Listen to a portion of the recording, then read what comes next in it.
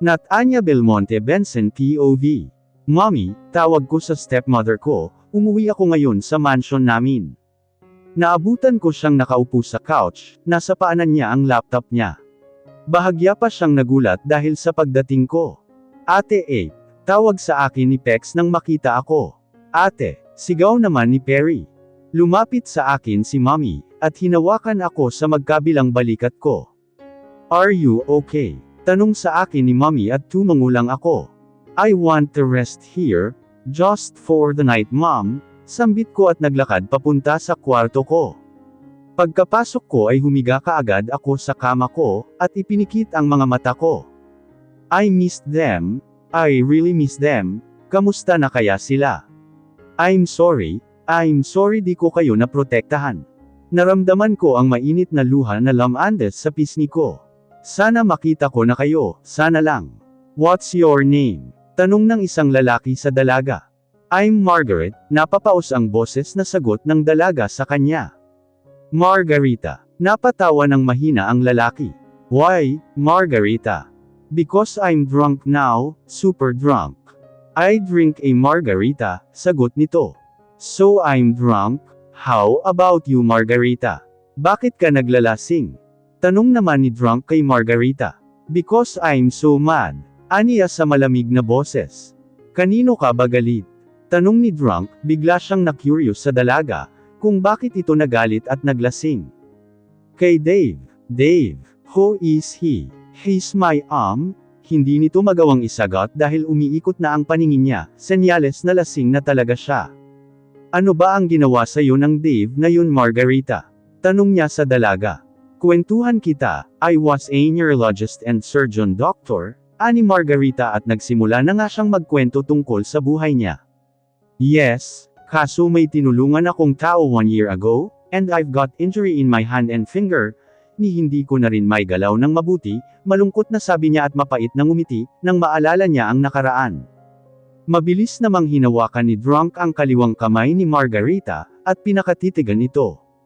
Does it hurt Margarita? Hindi alam ni drunk kung bakit siya nag-aalala para kay Margarita, gayong ngayon lang silang nagkakilala, at hindi man lang makita ang itsura ng isa't isa, dahil sa madilim ang pwesto nila. No, noong una, but now. I'm feeling nothing, Anya. Bakit hindi mo pagamutin? I already do but di na raw ito gagaling pa. Biglang niyakap ni drunk si Margarita. Gusto niyang e-comfort ito. Gusto niyang iparamdam sa dalaga na hindi ito nag-iisa. Na nasa tabi niya ito. It's okay, gagaling din yan, ani drunk, at hinalikan pa nito ang likod ng kamay niya. Ikaw, bakit ka naglalasing?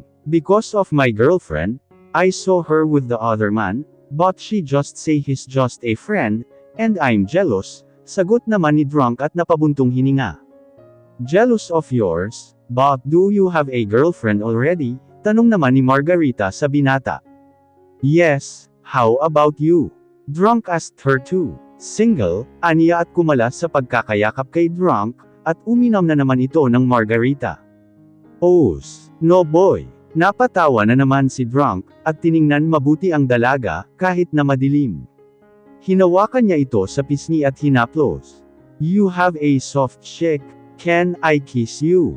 Tanong bigla ni drunk kay Margarita, if you kiss me, you're not loyal to your girlfriend. Natatawang sagot ni Margarita. Just one. I want to kiss you, aniya at dahan-daang nilapit ang mukha niya sa dalaga. Nagising ako kinaumagahan. What was that? A dream. Pumintig kaagad ang puso ko. Margarita and drunk. Who are they? Bumangon na ako at pumasok sa banyo at naligo na. Dave, tinawagan ka ba ng asawa mo? Tanong sa akin ng kasambahay namin. Tinawagan. Naguguluhang tanong ko. Hindi kasi umuwi kagabi ang asawa mo iho, nag-aalala na ako, malungkot na sabi nito. Halatang nag-aalala nga. Hayaan mo siya manang Mela, kaya niya ang sarili niya, sambit ko at lumabas na. Napuno na naman ng galit ang puso ko, nang malaman ko na pinatay niya ang ama ni Arjona. I felt the vibration in my pocket, at kinuha ko to para sagutin ang tawag. Arjona, yes baby. Where are you baby? Nasa mall na kami ni Baby Del, nito, napangiti ako nang marinig ko ang pangalan ng anak ko. I'm on my way baby, wait me there. Sambit ko at akmang sasakay na sana sa kotse ko, nang makita ko ang kotseng paparating. Bumukas ang pintuan sa driver's seat, at lumabas si Anya. Paika-ika pa itong naglakad. Lumapit ako at hinawakan siya sa kaliwang braso niya. Hindi ba dapat nasa kulungan ka na sa mga oras na ito? Malamig na tanong ko, at tiningnan niya ako na walang emosyon sa mukha. Namamaga ang mga mata niya pero malamig. Sobrang lamig nito. Gusto mo talagang makulong ang asawa mo, ha? What a bad husband you are, malamig na sambit niya, at nagulat ako nang naamoy ko ang alak na margarita. You're drunk? Sambit ko. Because I'm not drunk, I'm margarita, natatawa niyang sambit, at kumunat ang noo ko. Dave, don't you love me? Bumilis naman ang pintig sa puso ko, dahil sa tanong niya. May mahal ka na palang iba. God, I forgot. Aniya at mabilis na tinulak niya ako. Sa oras na malalaman natin ang lahat ng mga plano, huwag na huwag kang magsisisiha. Ayoko sa mga taong baplaks na kagaya mo, Aniya. What are you talking about? Dave, my husband. Tinapik-tapik niya ang kaliwang balikat ko. Walang sekreto ang hindi nabubunyag, just wait for the right time to reveal the truth, okay? And even you are nga. I still here pero kung pagod na ako. Sorry ka, Aniya at umalis na. Natigilan ako, what was that? By the way husband, how sure you are that you are the father of Arjona's daughter? What? It's too early to reveal Arjona's secret that I know. Ano raw? Wala sa sariling pumasok na lang ako sa kotse ko, at gulong-gulo ang isip ko. Hindi ko siya maintindihan. Baby, napalingon ako kay Arjona. Nakangiting lumapit ako sa kanya, at hinalikan sa labi, pero naalala ko yung hinalikan ni drunk si Margarita. Sino ba sila? Bakit iyon ang panaginip ko? Naging parte ba sila sa buhay ko, kaya sila ang napanaginipan ko? How are you baby? Tanong ko sa kanya. I'm fine, ilang araw na lang mangganganak na ako. And I'm so excited to see our baby Del, nakangiting sambit niya as she caressed her baby bump. Me as well, baby, sabi ko. Pumunta ako sa counter para order, at nagulat ako nang makita si Zaffy at Hayes, kasama sina Leo, Bud at ang dalawang lalaki pa. Buddy, tawag sa akin ni Hayes nang mahagip niya ako ng paningin niya. What are you doing here Hayes? How about you? Oh you're with her? Tila amused na ani ni Zaffy sa akin, at may mapaglarong ngiti pa. Ikaw ang asawa ni Anya? Tanong sa akin nung lalaki. Yes, and who are you? Tanong ko naman pabalik sa kanya. I'm her police. What? Hey brothers, I saw Madam Anya, sigaw ng bagong dating. Where? Tanong naman ng pangalawang lalaki, at bumaling sa mga ito. Nasa mansion nila. Hi Mr. Benson, did you know na muntik nang mamatay ang asawa mo? Ano? Umalis na tayo, ani Bud at naiwan akong naguguluhan. What the? Panibagong iisipin na naman. Nang dumating ang order namin, ay kumain na kami kaagad, pero nagpaalam ako kay Arjona para mag-CR. Naglalakad ako papuntang banyo, nang makarinig ako ng boses ng batang babae na umiiyak. Help! Help me please! Naiiyak na sigaw nito, at nakita ko ang 4 years old na batang babae. Tumakbo siya papunta sa akin, at nagulat ako nang mahigpit na yamakap siya sa binti ko. Please, help me po, ilayo po ninyo ako rito. Ramdam ko ang takot niya. Lumuhad naman ako at hinawakan siya sa pisngi niya. What happened baby? Bumilis na naman ang tibok ng puso ko, nang masalubong ko ang mga mata niya. She remind me of her. Si Ate Ape. Please po, ilayo niyo ako rito. I'm scared, aniya at niyakap niya ulit ako. Klaseng yakap na ayaw niyang makawala pa ako. Alright baby, ilalayo kita rito. Just don't cry okay. Tumango naman siya, at maingat na binuhat ko na siya. Nakaramdam ako ng galit, kung bakit natatakot ang batang babae. Bumalik ako ulit sa table namin, at nagulat pa si Arjona nang makita akong may buhat na batang babae. Who is she? Tanong niya. I don't know, nakita ko lang siyang tumatakbo. Baby, umuwi na muna tayo. Sambit ko. What? Di ba pupunta pa tayo sa mall para bumili pa ng mga gamit ni Baby Del? Pagalit na sambit niya sa akin, na tila hindi rin makapaniwala. Baby, next time, iuwi ko muna ang bata. Look at her, she's scared, sabi ko at tumayo siya sabay hawak sa tiyan niya. Sino bang batang yan ha? Bakit yata mukhang nag-aalala ka sa kanya? Aniya at hindi ko nagustuhan ang sinabi niya. Arjona, hindi mo siya anak para unahin yan. Naramdaman ko ang paghigpit ng yakap ng bata sa leeg ko, at narinig ko na rin siyang sumangot-singhot. Senyales na umiiyak na naman siya. Nanginginig na rin ang katawan ng bata. Arjona, calm down. Bakit? Aampunin mo ba yan?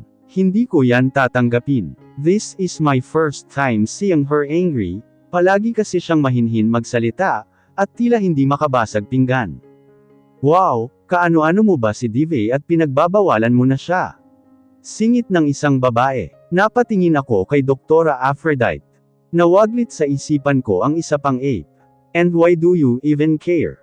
Pagalit na tanong ni Arjona sa kanya, and she even raised her eyebrows at her. He's just concerned for the baby, Arjona. Bakit ikaw ba ang asawa niya? What? Calm down Arjona. Dive, iuwi na natin si baby girl oh. Mukhang takot na, aniya at akmang kukunin ng bata, nang mabilis na umiling ito at yamakap sa leeg ko. Aphrodite, ikaw na muna ang bahala kay Arjona. What? Sabay na tanong nilang dalawa, pero hindi ko na sila sinagot pa, at naglakad na ako palabas na buhat-buhat ang bata. Hindi ko alam kung bakit inuna ko siya, at hinayaan ang mag-ina ko roon basta ang alam ko. Kailangan kong protektahan ang bata. Nakarating kami sa bahay, at binuhat ko ulit ang bata, dinala ko siya sa living room, at akmang ibababa ko na siya sa sofa, nang yamakap na naman siya ulit sa akin. Baby, kukuha lang ako, what do you want to drink? Tanong ko sa kanya, hinaplos ko ang pisngi niya. She's beautiful, kahit napakabata pa niya. Tiyak na masaya ang parents nito sa kanya. Parents, bakit hindi ko naisip na may mga magulang pa ang bata? Bakit bigla kong inuwi sa bahay namin? I don't want to drink po, just stay with me please, may pagsusumamong sabi niya. What's your name? Margarita Belmonte po, sagot niya. Masyadong mataas kong magsalita. Margarita Belmonte. Naguguluhang tanong ko, Belmonte. Napakurap-kurap ako sa sinagot niya. She's look like, actually the ape. Where's your mother? I don't know, aniya at umiling pa siya. Bakit ka natatakot at tumatakbo? Someone wants me and she's a monster, I don't want her and I don't like her, aniya. Bakit ba komportable ako sa presensya ng bata? Iho, sinong batang yan? Tanong ni Aling Mela sa akin. Yamakap ulit sa akin si Margarita. Natakot na naman. May trauma yata siya. Baby she's Aling Mela, pagpapakalma ko sa kanya. No. I hate girls. What? Mabait siya baby, sabi ko at kumalas naman siya. Tiningnan niya si Aling Mela, pero yamakap siya ulit. I don't like her po, aniya. Sabay kaming napalingon ni Aling Mela, nang bumukas ang pintuan. Pumasok si Nat Anya roon at madilim ang mukha. Nat Anya, Aling Mela, Nat Anya, ani naman ni Margarita. Nagulat ako nang tumayo si Margarita, at patakbong lumapit sa asawa ko at niyakap niya ito. Mommy, what was that? Nagulat pa siya sa bata. Ang kaninang madilim na aura niya, ay napalitan ng pagtataka. Who are you? Malamig na tanong niya sa bata. Ako na, ani Aling Mela. Mommy, hindi ako ang mommy mo, who are you? Mommy it's me, Margarita. Kitang-kita ko ang pagkagulat niya sa hitsura niya. Margarita, yes po, what? Ako naman ang naguguluhan sa eksenang ito. Mommy, isang boses batang lalaki naman ang sumigaw, at yamakap sa binti niya. What is happening? Mommy Nat Anya, sigaw ng batang lalaki, tuwang-tuwa pa ito. May anak siya, pero bakit? Paano nangyari? Hi sweetheart, I'm back. How are you? Tanong ng bagong dating na lalaki, he's familiar. And who are you? Tanong naman ng asawa ko. Malamig pa sa yelo ang boses niya. Johnny Reyes Merced. I'm here with our son, John Ray. Reyes. Don't tell me. What was that? A revelation. May anak nga siya. Pero si Margarita.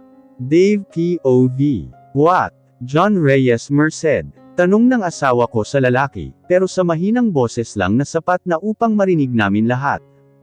Yes sweetheart, sagot ni John Reyes Merced, may ngiti sa labi. I don't know who you are, malamig na sambit ng asawa ko. Oh, that's bad sweetheart, nakalimutan mo na ako agad. Ani ng lalaki na umakto pa siya na nasaktan sa narinig. I'm confused, what the? Mommy, I'm John Ray po. Sambit naman ng batang lalaki. Napaatras ako nang makita ko ang mukha ng batang lalaki, it can't be. Parang little version ko lang ang batang lalaki. I don't have a son, named John Ray, aniya. Yes mommy, and I'm Margarita, your daughter. Automatikong napatingin si Natanya kay Margarita. Hey, I'm her son, not you. Sigaw naman ni John Ray. No, Margarita. Napasulyap ako sa asawa ko, nang maramdaman ko na tumingin siya sa akin, at kasabay na mahinang tinulak si Margarita. At sumanyas siya na ilayo sa kanila si Margarita. That's it.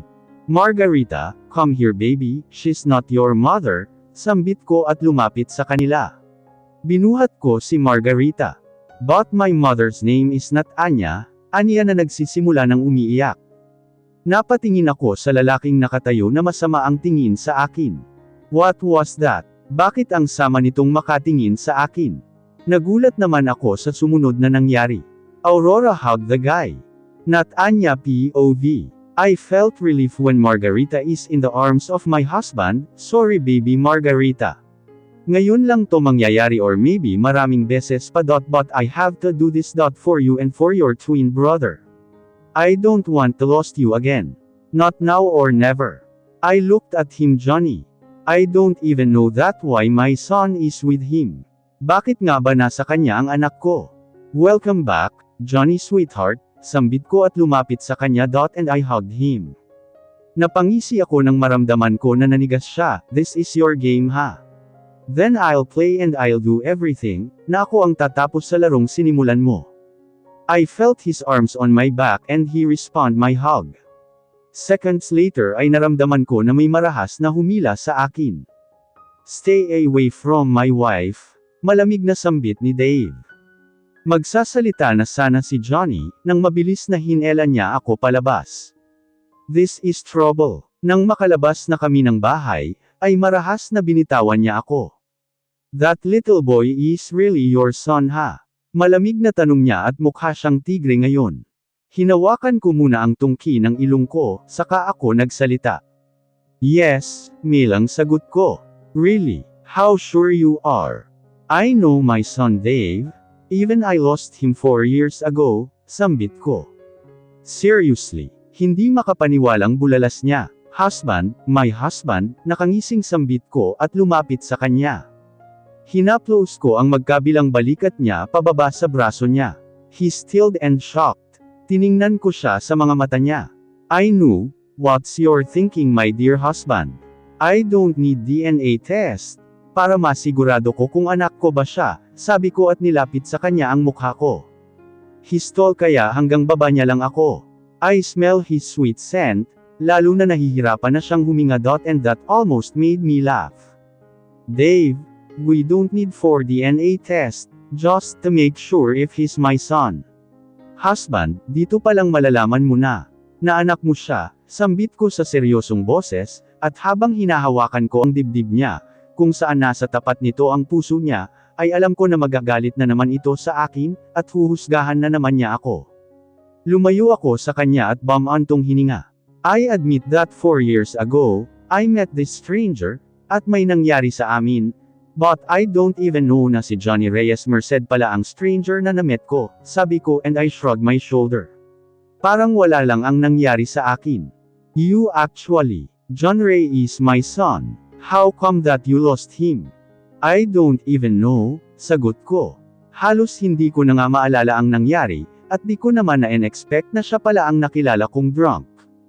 But why I have this feeling na hindi siya?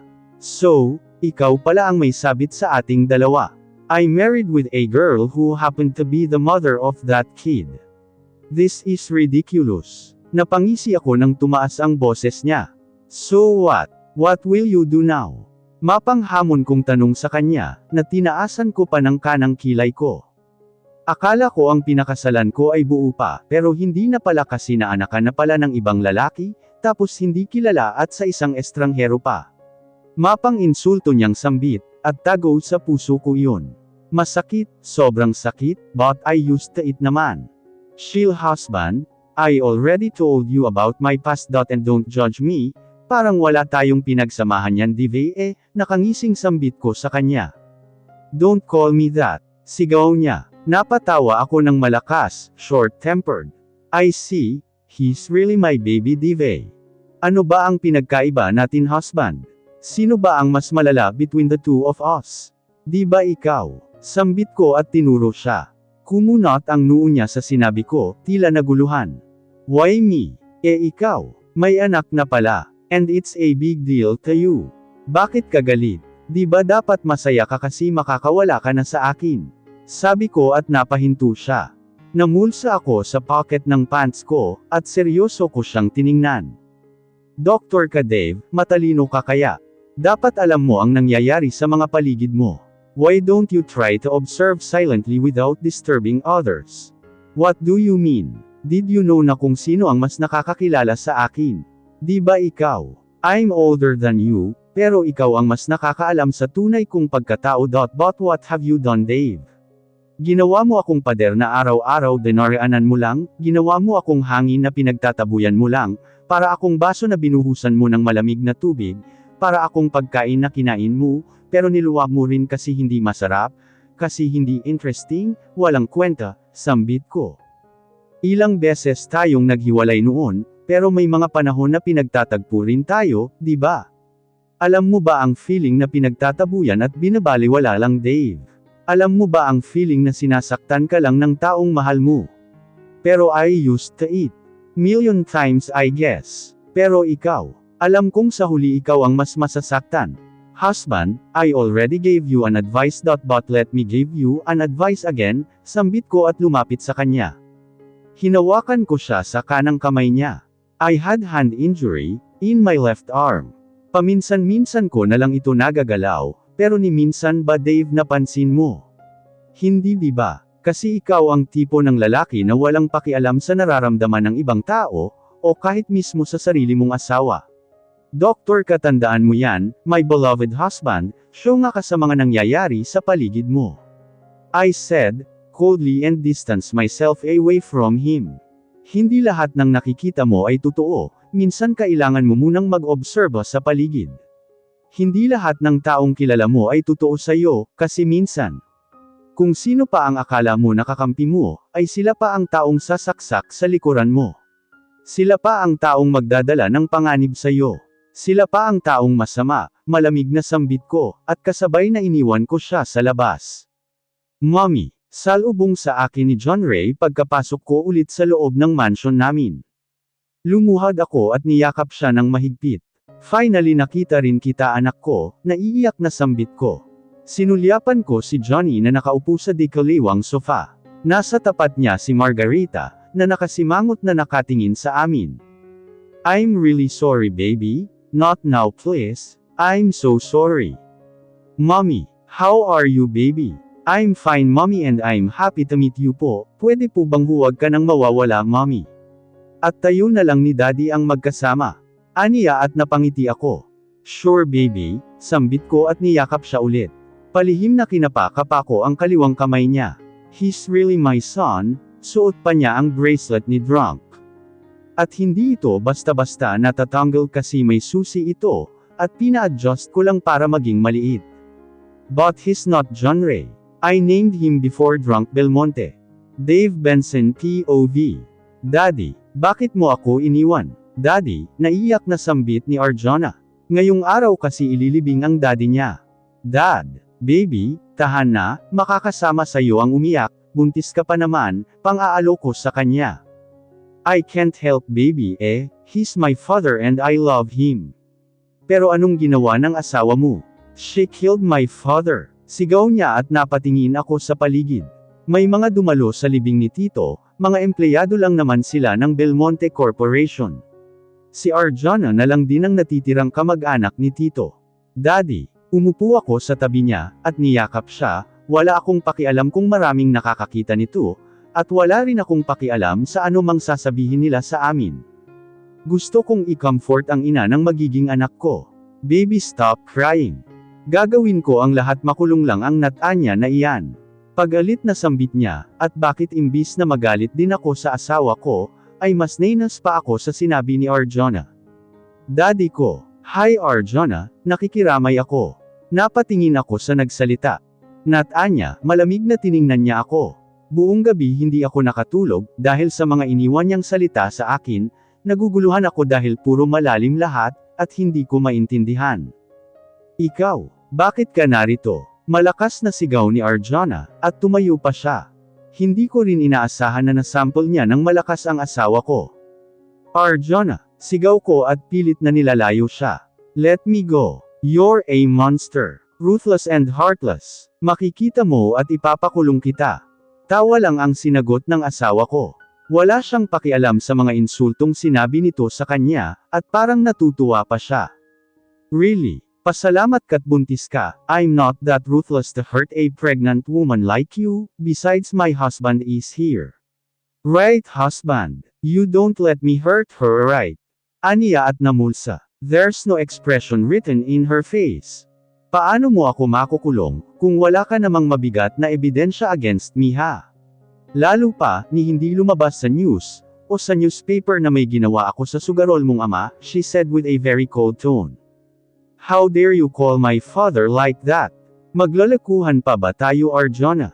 Stop acting please, wala tayong shooting ngayon. And especially we're not celebrity, or maybe ikaw, nakangising sambit niya. Kumunat ang noo ko at napahinto si Arjuna. Cut got your tongue, Arjuna Reyes. Or should I say Arjuna Reyes Merced? Surprise. Aniya at mas lumawak pa ang ngisi niya. Surprise Arjuna. Naloko mo ang asawa ko, naloko mo ang mga taong dumalo sa funeral ng daddy mo, oh. He's not your biological father pala. What? Surprise. Hindi mo kaano-ano si John Reyes, nang aangkin ka ng tatay ng iba. Tapos may paiyak-iyak ka pa. For what? Aniya at hamalakhak pa. Hindi tatay ni Arjuna si Tito John. How come? Kilala mo ba Dave ang tunay na anak ni John Reyes? Napatitig ako sa kanya. Me either, I don't have any idea. Oh, it seems you didn't know everything at all. My dear husband, naloko ka niya. Naguguluhan na ako sa nangyayari, bakit sunod-sunod na dumarating na revelation.